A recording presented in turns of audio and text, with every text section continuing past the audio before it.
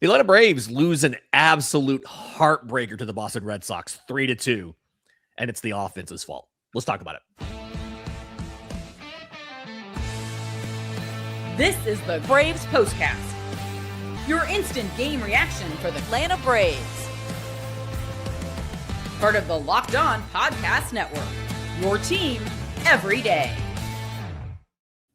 Yes, welcome on into the Postcast, part of Locked On Sports Atlanta, where we cover your Atlanta sports teams each and every day. I'm your host, Lindsey Crosby, author of the Braves Today newsletter over at BravesToday.com. He's Jake Mastriani, host of Locked On Braves and youth baseball coach extraordinaire. And the Atlanta Braves lost a heartbreaker here, 3-2 to the Boston Red Sox. We're going to get to a lot of stuff. We're going to talk about Bryce Elder. We're going to talk about the state of the bullpen and how the eighth inning got to the place that it did. We're going to talk about the offense, or really the lack thereof. But I think the place that we need to start is, unfortunately, probably with what happened there in that eighth inning. Time to reveal where the game was won or lost. It's the turning point. Jake, you made a very great point yesterday about Atlanta pushed for the win, and they got the win. And I do think that's important. But today is the flip side of something like that, because Bryce Elder opens up the eighth inning. You know, the pitch count is okay. Like, he's not at a point where you have to pull him based on pitch count. He gets two quick outs, a pop out, a ground out, and then he gives up a double to Wilyer Abreu. And in his defense, it's a good pitch. It's a sinker on the black, down and away. Abreu goes down to get it. It's a good pitch. And then William Contreras, this was an Ozzie Albies type of home run here. I mean, it was a 1-2 count. This is a slider, a good 6 inches below the zone, if not a little bit more. And I know the location was set up away, but it's really hard for me to look at that pitch being hit for a home run and saying that's anything other than just a really good piece of hitting by Wilson Contreras versus anything Bryce Elder did wrong. Yeah, I mean, it is a miss in location, and sometimes those sliders, even down, middle down, you can get to. But, I mean, it's not like Contreras was saying, oh, I hope I get a slider, 6 inches off the dirt, and I'm going to go golf it out. Like, it's not necessarily the pitch you're trying to sit on. Maybe he was sitting on slider, and you just see that it doesn't get out there, and it is a little bit more middle where you can get to it. But, I mean, to your point, I mean, this game's not on Bryce Elder. I know that was kind of the discussion we were talking about before recording here. This isn't on Bryce Elder. He was great, fantastic in this game. I think the one before that too, like you said, the Abreu one, it was just, I mean, that's a pitch off the plate away, and he just kind of serves it into left field there. Just really frustrating, because he did throw the ball really, really well in this one. But yeah, this is what we talked about yesterday, what we talked about in other games. When you push your bullpen to go for wins, you better win them. And to Walt Weiss's credit, he has won those games a lot this year. I mean, knock on wood, I honestly don't remember one where he did push it and they didn't get the win. Yeah. But it does affect the next game. And like, there's nothing wrong with sending Bryce Elder out there, I don't think. I mean, the pitch count was okay. He was cruising along. But I think if this were a postseason scenario, Robert Suarez is pitching the 8th inning and Iglesias is pitching the 9th inning, right? Yeah. Like, if those guys are fresh and ready to go, you're going to those guys in the 8th and 9th inning. So you got the win on Friday, and it's great, but it does have an impact on the following day. And I'm not saying that's wrong at all. You won the game on Friday, but it did have an impact on today's game. Yeah, and for everybody who, and full disclosure, I don't have the chat up at the moment, but for everybody who's kind of asking, like, well, why couldn't you go to Iglesias, Suarez, anything like that? Robert Suarez has thrown 42 pitches in the last 3 days. Raisel Iglesias and Dylan Lee have pitched 3 of the last 4 days. And so if you got to the 9th, maybe there's something where they try to bring back Dylan Lee. He only threw 10 pitches yesterday. So maybe they say, hey, you had 1 day off. You had a back-to-back. You had 1 day off, 10 pitches. Maybe we try to bring him back or something for the 9th. But so many of your bullpen arms, to your point, have been worn. Your options there were Aaron Bummer, who threw 14 pitches on Thursday, and that was his first action in at least 3 days. And what they ended up doing was Martin Perez. And, he pitched the 9th. It was Perfectly fine. That wasn't long enough where he can't go out for you and start on Monday. But I think what's really kind of killing the Braves right now when it comes to pitching, and again, this loss is not on the pitching. We're going to get to the offense. But what's killing the Braves right now is they're trying to run this 6-man rotation during this stretch without an off day. And I remember we talked to Alex Anthopoulos prior to the winter meetings, and we talked about a 6-man rotation, and I explicitly asked him about it.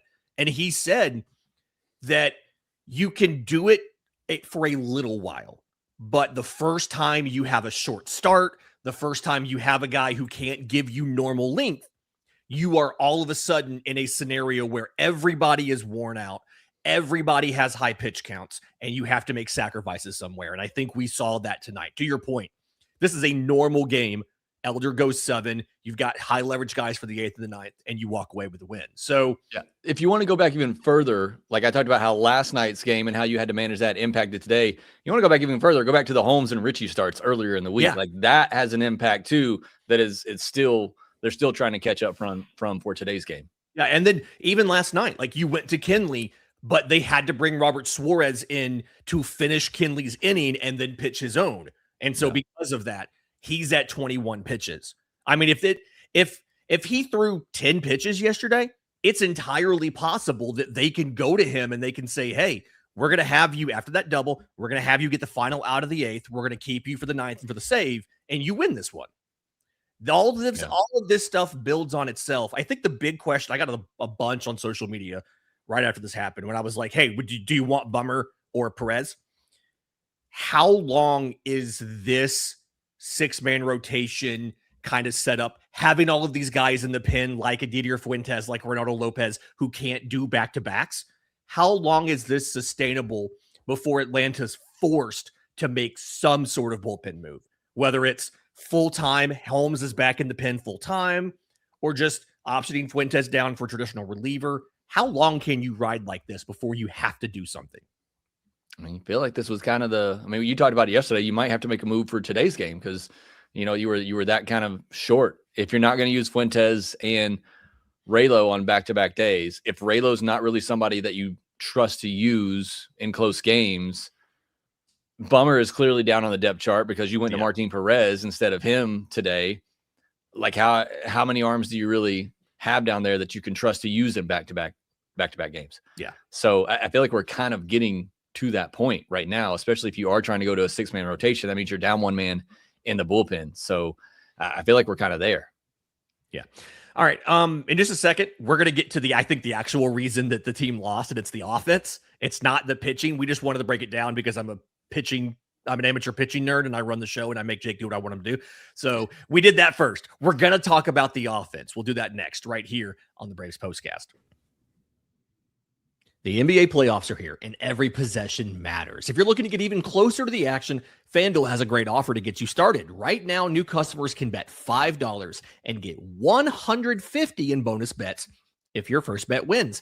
That's right. Turn $5 into $150 in bonus bets just for getting started. Using FanDuel during the playoffs is great because everything you need is right there in one place. You can check stats, trends, and matchups before making your picks, which makes the whole experience feel a lot more informed. Whether you're looking at player props or just following your favorite stars, it adds another level of excitement to every game. It's a really easy app to navigate, and it makes playoff baseball even more engaging from start to finish. Head to FanDuel.com to get started. FanDuel, play your game. If you've ever opened your bank account and thought, where did all my money go? You're not alone. Keeping track of subscriptions, spending, and bills can get overwhelming fast, and that's where Rocket Money comes in, helping you take control of your finances all in one place. It tracks all your subscriptions in one spot and can help cancel the ones you don't need with just a few taps. It automatically categorizes your spending so you can actually see where your money is going, and you can set budgets, get alerts, and stay on top of upcoming bills. It just makes everything feel more organized and gives you a clearer picture of your finances day to day. Let Rocket Money help you reach your financial goals faster. Join at rocketmoney.com/lockedon. That's rocketmoney.com/lockedon. Workplace chaos, deadline stacking up, inbox overflowing, and the one position you have to fill still sitting open. When the pressure's on and you need the right hire, this is a job for Indeed Sponsored Jobs. Because Indeed Sponsored Jobs helps you reach the people who actually fit what you're looking for: skills, experience, location. So you're not just hoping the right candidate stumbles across your post. And here's a stat that says it all. In the 2 minutes I've been talking to you, companies like yours made 54 hires on Indeed, according to Indeed data worldwide. So if you're hiring, spend less time searching and more time interviewing candidates who check all your boxes with Indeed Sponsored Jobs. Listeners of this show will get a $75 sponsored job credit to help get your job the premium status it deserves at Indeed.com/podcast. Just go to Indeed.com/podcast right now and support the show by saying you heard about Indeed on the Braves Postcast. That's Indeed.com/podcast. Terms and conditions apply. If you need to hire, that's a job for Indeed Sponsored Jobs. You know, we spent a lot of time talking about the pitching staff and not about an offense that had 4 hits. If your name is not Drake Baldwin or Jose Azocar, you did not do anything at the plate to help the Braves win this game. Atlanta draws 3 walks. 2 of them are in the 9th inning. And I mean, you had some guys that had some hard hit balls. I mean, that final hit by Ha-Seong Kim was, I mean, he ripped it back up the middle. It just came off of what was it? It was 104 off the bat. It just happened to hit Chapman and he made the play at first. Really just, we've seen the offense cool down, I think, in the last couple weeks. And I'm trying to figure out, is this a side effect of, for some reason, not having Ronald Acuna Jr.? He wasn't the catalyst of the offense, but is this like a larger approach issue with the team? Or is this just kind of what we expected, where some of the role players have come back to earth a little bit, combined with some personnel that, like, Jorge Mateo hasn't gotten a lot of play because Kim is back. Dom Smith hasn't gotten a lot of play because you faced a bunch of lefties. And is this just kind of a situation now where you're going to have to win a bunch of close games until the offense can get going again? You threw a lot at me there. I think it's a combination of probably a lot of those things you just said. They face back-to-back lefties. And I think right now, 2 of your best hitters are Mike Yastrzemski and Dominic Smith. And so you're not able to get them in the lineup. Mm-hmm. We're probably going to dive deep into this more on Monday's episode, so get ready for this. But subscribe. Look over the last 6. Yeah, look at the last 6 games. You know, Ozzy Albies has 2 hits since May the 6th. They came in the same game in LA. He has 2 hits since May the 6th. You look at the rest of the guys here. Mauricio Dubon's hitting .083 over his last 6 games with a 370 OPS. Matt Olson is hitting 174 over his last 6 games with a 478 OPS. Austin Riley, 227. Michael Harris, 227 with a 625 OPS. They're cold right now. They have cooled off. And we've talked about it with Ozzy and Michael, really. Even when going through their hot stretches, we know they have some pretty big highs and they can have some pretty big lows. And right now they've got too many players that are going cold at the same time. The only regular right now that is hitting is Drake Baldwin, a 348 average and a 1288 OPS in his last 6 games. Your other good hitters right now, like I said, Mike Yastrzemski hitting 571 in his last 5 games. Dominic Smith hitting 545. Outside of them, though, all of your other regulars are struggling right now. Ha-Seong Kim, just 1 hit and 17 at bats since returning, although he had some bad luck there. Matt Olson, too. I mean, he had a really good at bat against the Chapman in the 9th. He just missed a home run, pulled it foul, and then he smoked the ball right at the shortstop. But yeah, I think I just think they're going through a little bit of a cold stretch right here. And credit to them, they've done that, and they still won a series against the Cubs. They still won, the first game of this series. But yeah, right now the offense just isn't getting it done. Yeah. And, like that final play on Kim, I don't know why he slid it. Don't slide into first, people, unless the first baseman's off the bag and trying to swipe tag you as you run by. Good recovery by Chapman. I thought there was no way he was going to get up and get to that. That was a good recovery. Sam, he made that. 28.8 feet per second, by the way. Like, he was busting it down the line. Like, he wasn't taking that easy. We did get some news just real quick. Jesus Cano, the new athletic beat writer covering the Braves, Walt Weiss just confirmed that Martin Perez will not start on Monday. because he came in and pitched today. That makes this loss even worse for me. That does make the loss even, like, if you're at the point where you had to throw Martin Perez and you weren't going to win the game, I almost feel like I would have rather had Aaron Bummer go in there. Yep. Because now, but yeah, I mean, you had him up while they were still winning, so I know why he did it. Yeah. But yeah, that just really hurt. I think Martin Perez is your 5th best starter right now. Like I trust him more than I do Grant Holmes. Yeah, and that's what I'm thinking now is like, okay, they have to be thinking we'll just use Martin Perez behind Grant Holmes tomorrow, I guess. But just very frustrating to hear that you did all of that, and then now you're also not going to have Martin Perez on Monday in Miami. So that's really frustrating. Yeah, the offense is being cold. I will say I do like, and it's kind of what he was there for, but the aggressiveness that you saw from Jorge Mateo in the ninth as the bench runner, stealing second, and then almost getting a balk out of Aroldis Chapman. I thought he got him. I thought he did too. And so I'm really kind of hoping there. I'm also starting to wonder, like, what are you going to do on Monday for a starter now? I know somebody in the chat said call up Carlos Carrasco. He pitched, or I think he pitched last night. Last night in Gwinnett. Yeah, he's not an option. And so you're probably just going to have to go with somebody on regular rest. And that's the kind of a thing they will deal with tomorrow. But frustrating here for the Braves. You do still have a chance to win, but I do think you've got to get the offense going. Part of me hopes it'll be with a righty on the mound. In this case, actually, it's TBD right now, but I believe Bragan Bello is lined up to start. You can get Dom Smith back in there. You can get Mike Yastrzemski back in there.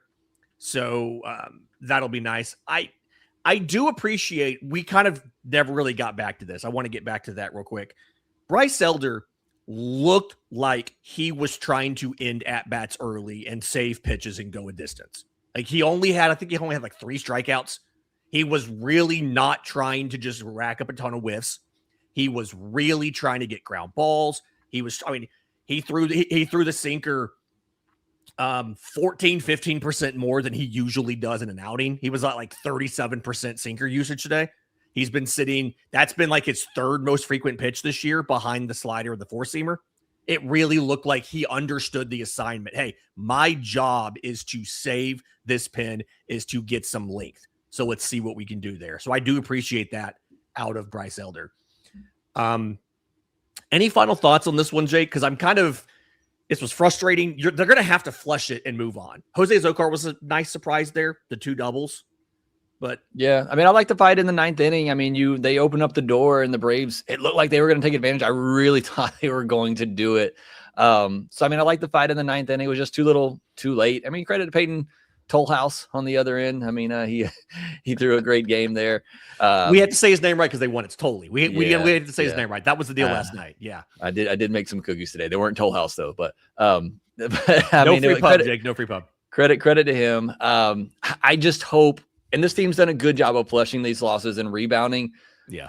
But just with the way it played out, I really hope this doesn't there's not any kind of rollover effect just because of, you should have your bullpen ready to go now. I don't feel as great, obviously, about tomorrow's game. And now I don't know about Monday. So again, you just hope this doesn't have some sort of compound effect from losing one that it turns into 2 or 3 losses in a row. And hopefully they can do what they've done for the most of this year and just, bounce back quickly and get another win and another series win. Yeah. I mean, it was just frustrating. It is what it is. But again, bounce back, win the series tomorrow. That'll do it for the Braves postcast. Like, reminder, tomorrow's game is 1:35 p.m. Eastern. We'll be back here with the postcast after that concludes. This is on Braves Vision. Also, if you are in a Gray TV market, this is free over the air tomorrow on Gray TV. So that's always nice as well. Please make sure you're subscribed to Locked On Braves. Jake, as you said, Monday, a lot of stuff coming about the offense having cooled down. So be here for that. Unless I jinx them enough that they go crazy tomorrow, which is what we're going for. We're going with either slander or jinxes. Because listen, slander works, and Jake has a habit of jinxing everybody. So let's see if that worked.